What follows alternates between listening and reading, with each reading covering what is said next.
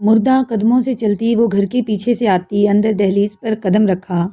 اس کا گلا سوکھ کر اس میں کانٹے چبھنے لگے تھے، آنکھیں برسنے کو بے تاب تھیں۔ سامنے ہال میں سب موجود تھے، سب کو دیکھ کر اس کا دل خون کے آنسو رونے لگا۔ اس نے سوچا تھا وہ چپ چاپ اپنے کمرے میں جا کر بہت روئے گی، پر ایسا نہیں ہو سکتا۔ اب دوسرا عزیز برہا لمحہ جس کے بارے میں سوچ کر اسے اندر ہی اندر بہت تکلیف ہونے لگی۔ اسے اتنی تکلیف نہ ہوتی اگر سامنے شہریار نہ بیٹھا ہوتا۔ پری بیٹا، تم یہاں کیوں کھڑی ہو؟ آؤ اندر، شہری تو کب سے بیٹھا ہے اور تم ہو کہ یہیں کھڑی ہو؟ آ جاؤ، تھک گئی ہوگی، باہر دھوپ بھی کتنی ہے، آ جاؤ شاباش۔ عالیہ بیگم نے اسے دہلیز پر ہی کھڑا دیکھا تو پیار سے بولی۔ عالیہ بیگم کے کہنے پر سب کی نظریں دروازے کی جانب گئیں، جہاں وہ رونے جیسی شکل بنائے اندر ہی آ رہی تھی۔ السلام علیکم۔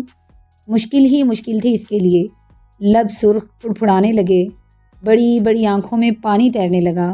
وہ ابھی رو دیتی جب اس نے اس کے سلام کا جواب دیا، سوائے شیری کے، جس کے لبوں پر زہریلی مسکراہٹ تھی، جس نے 17 سال کی پریا کو رونے پر مجبور کر دیا۔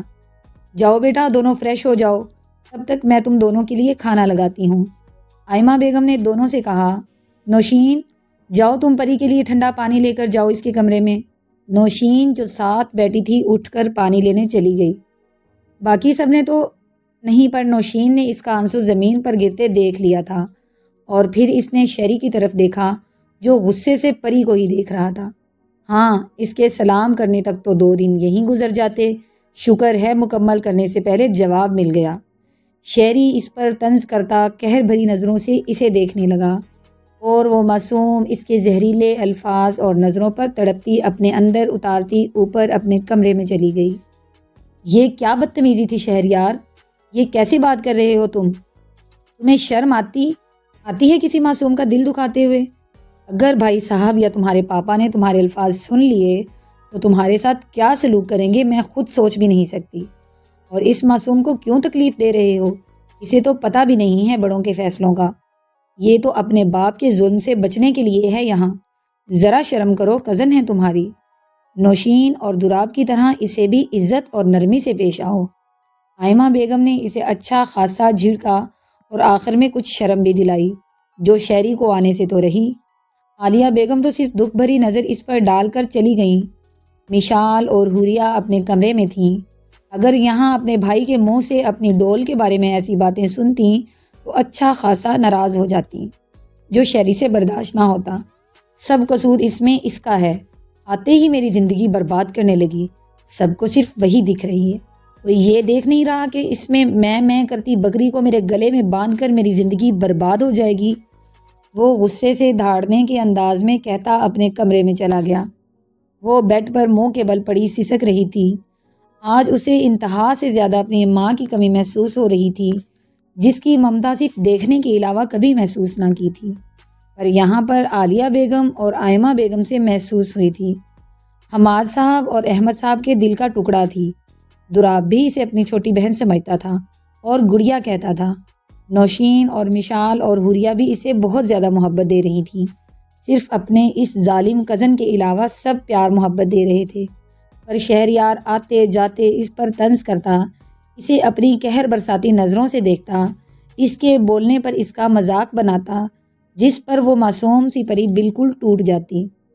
کبھی تو اس کے ڈر سے باہر ہی نہیں نکلتی تھی۔ اسے پہلے تو سب کچھ سمجھ نہیں آ رہا تھا اس کا سلوک، پر صبح جب بڑے پاپا نے شیری کو پریا کو گھمانے کے لیے کہا تو وہ کچھ نہ بولا، چپ چاپ ہاں کر دی۔ پری بہت ڈر گئی، اس نے نہ کرنا چاہا، پر سب نے کہا جانے کو اور شیری بھی راضی تھا تو اپنے ڈر کو اندر چھپاتی چپ ہو گئی۔ پھر سب آفس چلے گئے اور اسے کچھ دیر کے بعد تیار ہونے کو کہا گیا۔ وہ ریڈی ہوتی نہ چاہتے ہوئے بھی اس کے ساتھ آئی۔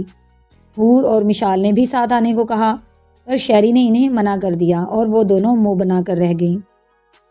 وہ گاڑی کی طرف جا ہی رہی تھی کہ جب شیری نے اسے روکا۔ رکو لڑکی، کہاں جا رہی ہو؟ پری گھبراتے ہوئے مڑی اور شیری کو دیکھنے لگی۔ یہاں آؤ، اس نے واپس بلایا اور اس کی کلائی سے پکڑ کر گھر کے پیچھے سرونٹ کوارٹر میں لے آیا، اور اس کی ایک بھی سنے بغیر بولا، تم تب تک یہاں رہو گی جب تک میری گاڑی کی آواز نہ سنو، اور ہاں، اس سے پہلے باہر آئی تو وہ حشر کروں گا جو یہ میں کرتی ہو اس کے بھی لائق نہیں رہو گی۔ پری مسلسل روتی نفی کر شیری نے اس کی ایک نہ سنی۔ وہ جانے لگا تو وہ بھی پیچھے آئی۔ مجھے ڈر لگ رہا ہے، میں وہ روتی اپنی اٹکتی زبان سے بولتی اس سے التجا کرنے لگی، پر اس نے نہیں سنی اور بیچ میں ہی دھاڑا، بکواس بند کرو۔ اسے دھکا دیا جس سے وہ سیدھا چارپائی پر گری۔ وہ اس پر جھکا، یہیں مرو، تمہاری اتنی اوقات نہیں کہ شہریار ملک کے ساتھ گھومو۔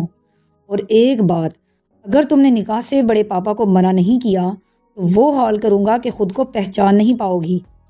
اور ایک بات، اپنے لیے اپنا ایک بکرا ڈھونڈو، کوئی انسان نہیں، کیونکہ انسان تو تمہیں جھیلنے سے رہے۔